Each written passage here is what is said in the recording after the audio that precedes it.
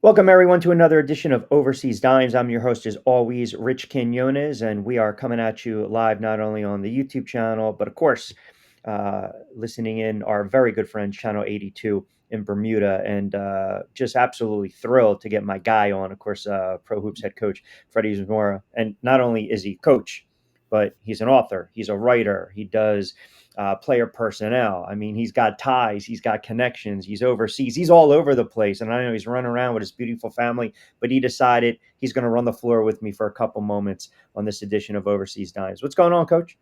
Man, not much. I appreciate you having me on, man. How are you?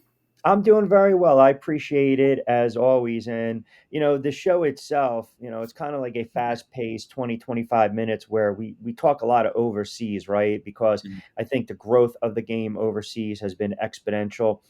Love to get on coaches, love to get on players. You've got such a unique background, basketball lifer, played coach, player personnel, recruiting all over the place. I'm wondering, your story itself. How did you get involved in the game of hoops? Oh man, so I mean, I started at a really young age playing with my brothers and stuff. Um, Grew up, just fell in love with the game, watching it all the time. Um, and then honestly, like I never really wanted to get into coaching. And then I was speaking to one of my college coaches in the past, and he kept recommending that I try it out, And I took a graduate assistant role with Oral Roberts University in Tulsa, Oklahoma.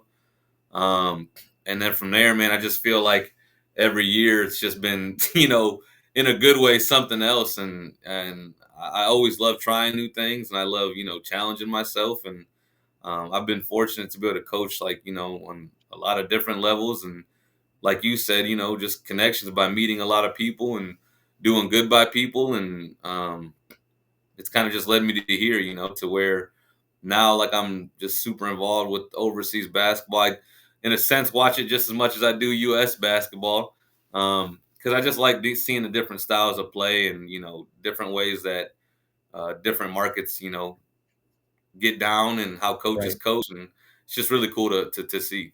And like I you said, to watch know. it grow and expand, it's been awesome. Yeah, and I know, you've had a lot of success, obviously coaching in the States with various leagues, and we're seeing now, I think some of these, I don't want to say entities, but those that want to create other leagues, they're trying to compete. Look, you got the NBA, you got the G League. A lot of people sit there and say the G League needs to market itself better. Okay, fine, we understand that. You have NBA Africa that's growing because there's a lot of money in that. Obviously, you and I are familiar with the TBL, the basketball league, right? With a lot of teams in various markets, and they've done a good job of cultivating the contacts and growing the league. The BSL, you got the ECBL.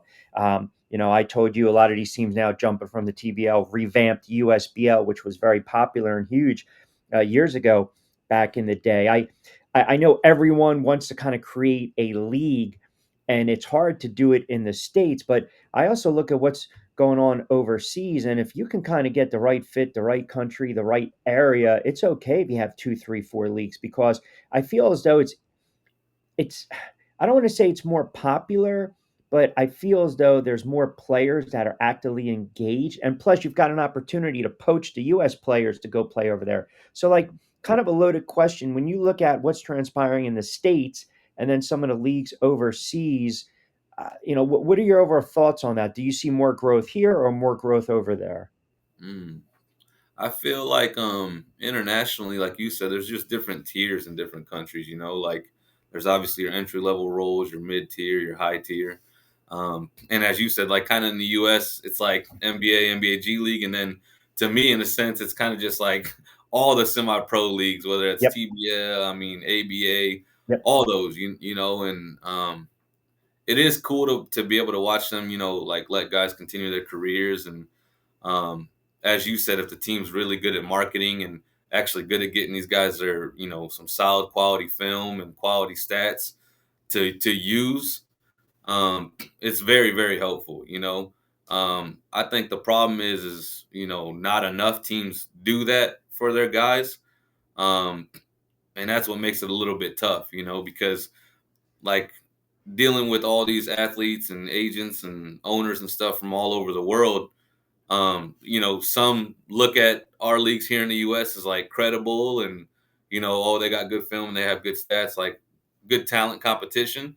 And then some are like, no, that's not it. That's not good product. We don't want guys from there, and it really varies.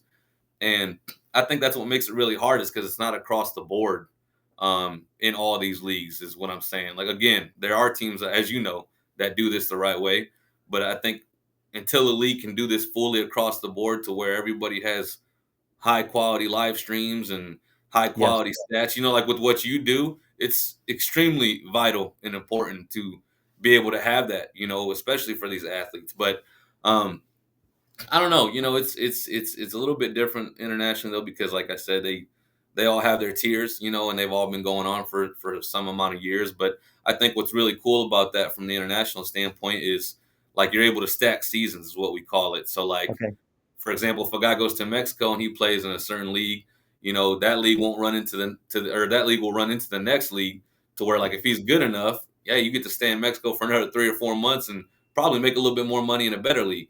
And guess what? If you're even good enough there and you dominate there, now you're playing in the top tier and you're, in a different season. So you might be there all year round, depending on how it looks. Or like you said, if you go and play in another country during this season, but then you're able to come back to this country for this season, now you're able to like, all right, I'm playing all year round and staying busy, and I think that's really cool. But I mean, at the end of the day, it's pretty cool just that guys, can continue playing and enjoy doing what they love to do here in the States as well.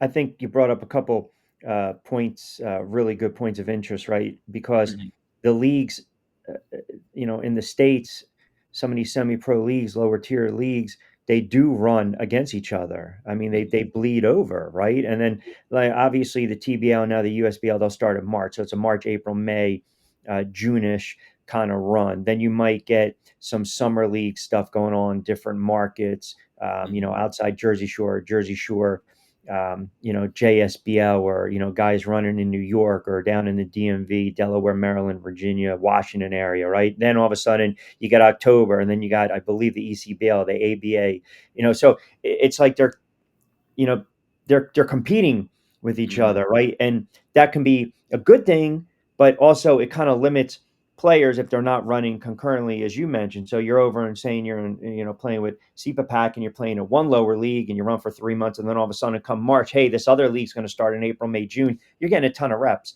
And the other thing you brought up that was really interesting was that they I'm finding it as a broadcaster where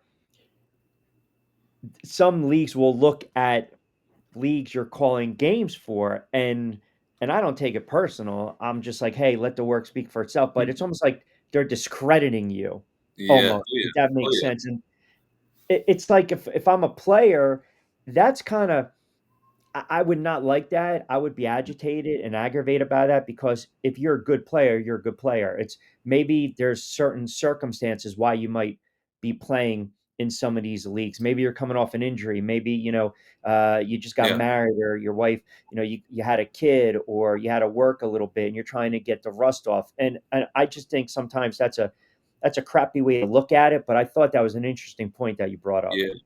No, I mean it's a reality too. I mean, me and you have both been involved in certain leagues in the U.S. and we do know what kind of talent some of them have and are capable of. But at the end of the day, the world doesn't fully understand how we operate here, or how certain leagues are and stuff. Or so I think it just gets kind of confusing to them. So like if they're like in their minds, they're like, if it's not NBA, if it's not G League, for the most part, they're really like, we're good, unless it is an entry level, team that they're like, hey, we'll take a rookie straight out of college or whatever. But for the most part, yeah, it's really tough. I mean, especially like in I know it sounds crazy, but a lot of these teams from other countries, like they want NBA or NBA G League experience. They don't even care if you had crazy stats. They want to know that you touched that level. As crazy as it sounds, Does it because but it like adds credibility to their league and yeah, marketability? exactly. So when they post it, they're like, "Hey, welcome whatever player from NBA and whatever." Like they don't mention the stats and Right, all that stuff, but just right. hey, he's a 6'6" wing that or what a 6'8" forward or whatever from the NBA. Just looks really cool in their country. So I think what's really crazy, like, and not even just now, but it's probably happened in the past, is it's just I think people have to be able to understand how many athletes are really trying to go after the same thing. Everybody wants to go play overseas, and um, and I think it's cool because here in the U.S. there are some teams that are able to pay a guy like you said, like, hey, I just want to stay here with my family, be Yep, local, play in front of my family and friends, and at a high level and in a nice arena or something. sure. Um, but then, like I said, there's a lot of guys that are chasing that overseas stuff, and like I said in my book that I have coming out, um, there's a lot that I talk about with all this stuff, but um, it's not all glamorous. You know what I'm saying? Like, there's some stuff that's like I've heard some crazy, crazy stories. But then I've also heard some amazing ones, and like ones where like guys have found their future wives, in these countries or whatever and stuff. It's really cool, to be able to talk to so many different people and hear so many different stories and backgrounds, and just learn so much. There's a lot that I'm still learning now. Like, I've even been doing this for a few years now, but there's so much that I'm still learning that I'm like, oh man, like, I didn't even know that. So.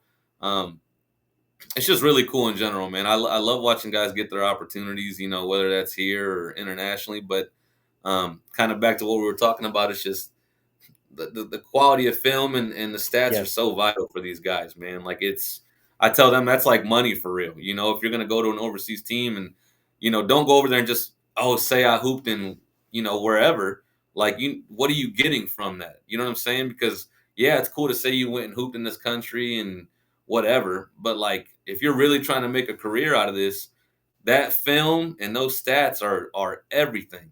Like, you need to be able to have every game link that you need.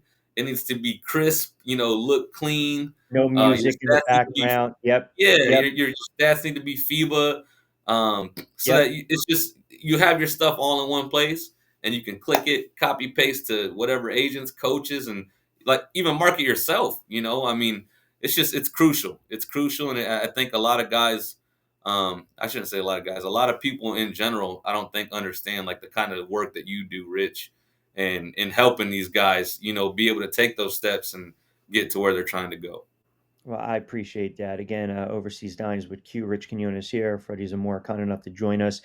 We are powered by our wonderful friends over on Channel 82 in Bermuda, and of course, get social with me on all social media platforms. I want to go back to what you said about the film and the stats. Like, I tell a lot of players too, like, I get it. These are nice TikTok reels and IG and highlights, but nobody wants to hear music. Like, Oh, just, give us 3 to 5. It's almost like it's an air check. 3 to 5, give the repertoire, right?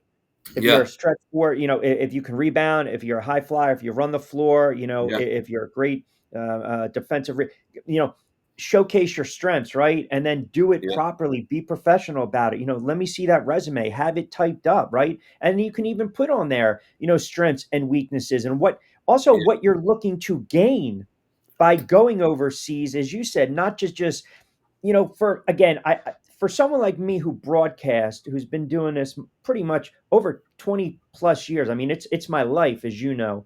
yeah. I know there's a reason why I want to broadcast games and leagues overseas. I have my reasoning behind it, and Mhm. I've kind of planned it out and mapped it out and been very meticulous about it. Um, but sometimes I understand, your best laid plans. Sometimes they don't come to fruition, and you have to pivot. You got to move around a little bit. You have to be a little more open and adjust on the fly. And it's the same thing that I'm sure you convey to some of these players. You might be making, I don't know, 3,500, 4 grand in the TBL capped off, or, I don't know what the pay scale is going to be with this new USBL. Maybe it's going to be 5 or 6 grand. Maybe overseas, you're only going to make 3,500, but you're going to get a substantial amount of burn. You're going to get travel costs. You're going to get housing. You're going to be in a great area. It's going to be a warm climate. You're going to work with guys that have been around the game for 20, 25 years. So it's like checks and balances. You have to weigh, Mhm. the pros and cons. And again, I want to go back to what you said because you have so much experience with this. Sometimes I think, you know, it's human to just see the glitter and the glamour, like, oh man, I'm doing this. Yeah, but peel back the curtain a little bit because Yeah. I've had players come on and they're like, Rich, everyone said the same thing to me. They're there to do a job and they don't care if you are exhausted, tired, jet lagged, you've been on a plane for 13 hours, you didn't sleep. Mhm. Get your fanny into the gym. I want to see what you're going to do. And I think Absolutely. there's a misconception. Like if you were to give advice to players right now tuning in and they've got this, hey man, I'm definitely going to go overseas, like without giving away too much because I know you're going to have it in the book, but what would be probably your two or three vital things that they need to have all their, their ducks in a row, so to speak? I think, well, for one, like I'll kind of go back to what you were saying is, I call it like an elevator pitch. Like if you have you know what I'm talking about. If you have a 30 company seconds, man. or Sell an me. idea and you're in the elevator with a Yeah. high level person, hey, Yeah. what are you gonna say to pitch that Yeah. person to Well, your, I'm probably going to hit the alarm. yeah, yeah, yeah. But I'm saying it's called like an elevator pitch for athletes. Yeah. Is like you said, what I get all the time, Rich, is guys will shoot me a DM and I cannot stand it. So like this is something. If you can take a gem, take this, because I know if you're talking to me like this, you're probably talking to other coaches and owners and GMs like this, and maybe not even fully understanding that it's not okay. Because they'll DM and they'll be like, "What's up, bro? Check me out. I'm a tough dog." Like, Rich, I can't do nothing with that. You know what I'm saying? So when I'm talking about pitch, like an elevator pitch, you got to come correct with your stuff, man. Like you said, your resume's got to be laid out. What's your height, weight? What airport are you flying out of? Do you have a passport? Are you ready? Like, all this information, your highlights, your stats, references upon check, whatever. All this stuff, ducks in a row. But Yeah. not only that, like I even take it a step further. Don't just copy paste messages. Like we've all been there before, though. I get it. With jobs, hey, Mister Whatever, like we've Yeah. been there. Yeah. But with this kind of stuff, like it's so important that you're personalizing these messages for these particular clubs. So like I always tell guys, whatever market you're looking for, whether it's Portugal, Mexico, whatever, look at that market. What are the tiers there? Are there certain teams that you want to like, try to go play for because a friend's played for them or whatever? Okay, now like find out a little bit about their background. Who's their head coach? Where's he coached at? What kind of players have came through there? So you can be like, hey, I know Jackson played there, and we're similar type players, and he did well. I thought I'd be reaching out to that kind of stuff will stick out rather than saying, "What's up, bro? Here's my stats. I'm a tough guard." Like Right. that stuff doesn't it doesn't fly. So that kind of stuff, first impression's everything, and that in a sense is your first impression. So there's a whole bunch more in the book Sure. that I go in depth Sure. with that stuff, but that's one of the main things that I'm like, it's so crucial that you have that down the right way. Do you think, and I want to be careful how I word this, um, because I have a Okay. lot of hoops heads that tune in, and Yeah. agents and coaches. Yeah. Like, but I feel there there are those that will sit there and say, "I can rep you," Yeah. right?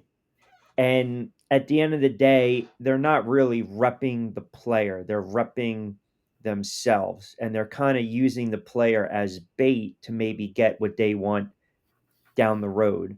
Mhm. If that kind of makes sense. Mhm.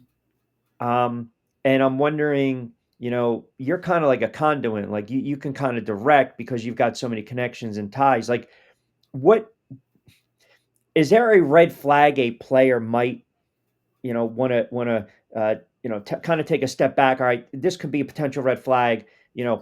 Rich Quinones said he's going to rep me, he's going to set me up, he's going to hook me up. But man, I don't know, man. I can't get a hold of him. He's not responding. I think he's telling the same guys that I know, hey, we're going to do X, Y, and Z. Like when it comes to that, do you believe a player should get repped, or do you believe that the player has the right resume, body of work, connections, contacts, comes about it the right way, the solid stuff on film, that should be enough where they can go out and get their own gig? Uh, that's a really good question. I mean, I speak on that a little bit in the book too, but I mean, to like kind of shorten it up. I always tell guys like you can represent yourself. Like I think a lot of guys get that misconstrued that you can't represent yourself. But there's also, like we've talked about earlier, like trade-offs with everything in life. And like I always tell guys, if you want to rep yourself on, like if you're making $1,000 or $1,200 a month in whatever country, If you want to take a gamble and rep yourself there, that's okay. But with that kind of, stuff, you know, um, I'm trying to word it the right way too, can come, um, it can go south, like Yeah, so. sure. Yeah, yeah, you take that job, yeah, you got it. Your video and highlights and everything got you there. It's good to go. But now what happens when that team doesn't want to pay you or that team doesn't want to fly you home? You don't have nobody representing you. So now you Right, might be stuck there. So I tell guys, if you're gonna do that, just be prepared to have, money put away to where in the event that you don't get paid or you need to like fly, like you gotta have money, And so that's what I'd say about that. But I think having, an agent represent you, again, this is in the book. It's just like it's got to be a really mutual relationship to where the agent, you and the agent just click. You guys are on the same page. You guys have the same, here's where I'm trying to go. Like, what's your plan, action step for that? Like, all that stuff matters. And an agent, like we talked about, in the event that you don't get paid or they don't want to pay for you to right, get home or, whatever the case may be, the agent's going to be the one to step in and want to reach out to FIBA and, try to yep, make things right, reach out to the team like, hey, you had it in his contract, like you're going to do X, Y, and Z. You were not getting that.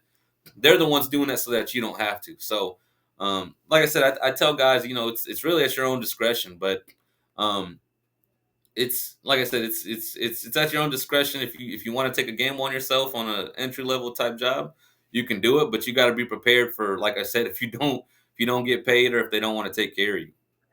are you more comfortable with, do you like, kind of, and I say with respect, the middleman that knows a guy who Yeah, knows a guy who knows a guy, right, to get things done. yeah, Um, but I know you love coaching as well. I mean, right mhm, now, I know you got the family going on, you're busy with that, and God bless, and I'm so happy for you with everything going yeah. on in your life. If, if the right fit, the right team, the right situation, I mean, would you want to do full time coaching like you were doing before? You kind of want to just Um, kind of do your own thing right now. Man, like that's kind of like the cool thing right now, man. Is like I feel like I've built so many good relationships and connections, and you know, has a have a you know accomplished a lot in a short amount of time to where like I don't know, it's I just like we just talked about. I had my fourth child now, and it's like I'm able to like look and be like, man, my ducks are in a row. Thank God, and have a good family and kids and stuff, and but my love for basketball is never going to leave me, and so even the overseas stuff, I've always, I always tell people I fell into it like on accident, like Right, I helped a guy who helped a guy or whatever, and just kind of domino effect because as we know, like word of mouth travels really fast. right. So it's something I really loved. Like there's always been a thought of like, ooh, do I want to become a certified agent? Do I want to have my own agency? Do I still want to do coaching? Like, what do I want to do? But I feel like God's never steered me wrong. So it's like it's not something that I'm like, oh man, I gotta hurry up, I gotta get to work. I think, what's meant to happen is gonna happen. And I really like where I'm at right now. I love at the end of the day just helping people, whether that is as a coach or whether that is, helping the guy find his first overseas job or just getting back to playing overseas. I just enjoy helping people, Yeah, because or I know how hard it is. let me interrupt you and add, Yeah. or you're taking, or maybe you're helping a frustrated broadcaster and you're giving them great advice over the last several years to just do X, Y, and Z. So, Oh man. that's, for the listening audience, coaches, Freddie has helped me out tremendously because, you're an outside the box thinker, and it was like, "Hey, man, just start throwing stuff and see what sticks." And a Yeah. lot of people don't want to do that, and it's opened up doors for me. And I know you're a huge advocate for me as I am for you. So, I just wanted to say, I got to give you the flowers for joining me and give you the props, man, because you're right. It is ultimately at the end of the day doing the right day and the connections. I do. I am curious. I know we got a couple minutes left. I want to get your thoughts All on right. this. I know that some of these AAU groups and younger groups of hoopers across the country, they're kind of taking this. This is what they do in Europe. We're taking these young guys and they're playing against the men, man, because that's what they do in Europe, right? I mean, Mhm. so it's like, hey, man, get in there. get your man strength and stuff like this, 18, 19, 20. We want to play 25, 26, 27 years old. I think it's been successful in that regard, but I think it helps out some of these younger players tremendously. Do you look at how they kind of cultivate the contact? I'm sorry, the talent overseas. They start them a little younger, going against men. Do you like that?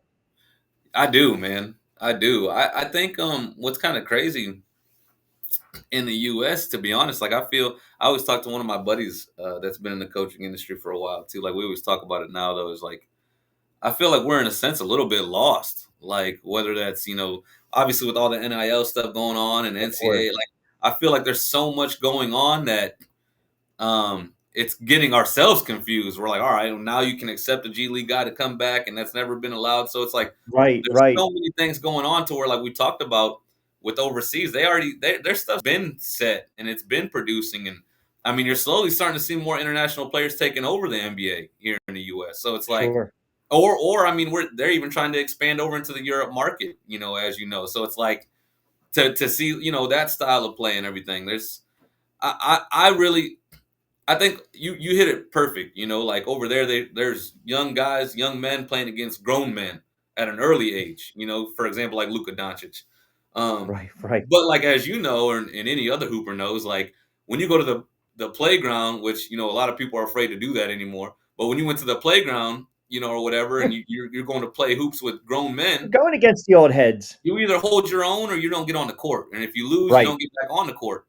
And that's how I learned, and that's how I love that. I love the fact that like we can go up against grown men, and you probably can get your ass beat. You're probably not going to be very good, but that's how you get better. And so, Yeah. I mean, I think absolutely the U.S. can start to do a lot more to get this on track. Um, but I do love how they do it internationally. Yeah, I do too. I mean, like I said, it's a sink or swim. Real quick, I know you mentioned so is the book out? Is it going to be out? Because I feel as though, I wanted to ask you, I know we're so tight, but I Oh, you're wanted all to right. ask you so You're many questions. You're like, yeah, well, it's in the book. So there's the pitch, right? That's the promo right there, the pitch for the right. book. that's So, that's why you got to go buy it. No, I mean, honestly, you already know I'm gonna send you a copy, man. But honestly, like it's basically written. I'm waiting on a couple of people's sections that are gonna go into the book, okay. and then I have to go through the process, of getting the book cover, the barcode, and the publishing and editing and all that stuff, which can happen fairly fast. My goal is to hopefully have it out by the holidays. Nice. Um, if not, it's okay. I want to make sure more so that this is going to have everything in it that I want to have in it for this. If someday I want to do a part two because I'm like, hey, I missed some stuff, okay. But I wanted to try my best to include a lot of variables and stuff that, questions that come up and scenarios and perspectives. I have so much in the book that, like, it's not going to help just players. Like I Right. got sections in there for parents. I got sections in there for parents of players. I mean, I got sections in there for coaches that want to coach overseas. Like there's so much in there, and obviously it's not a just hey, if you do this step, and this step, you're gonna get where you're trying to go. Like you and I both know that's not how it works. No. It's not No. cookie cutter, but it's information to me that, like you said, I've been doing this for a while. That it's like, in a sense, to me, know it like the back of my hand or basic. But to others, they're just completely like, I have.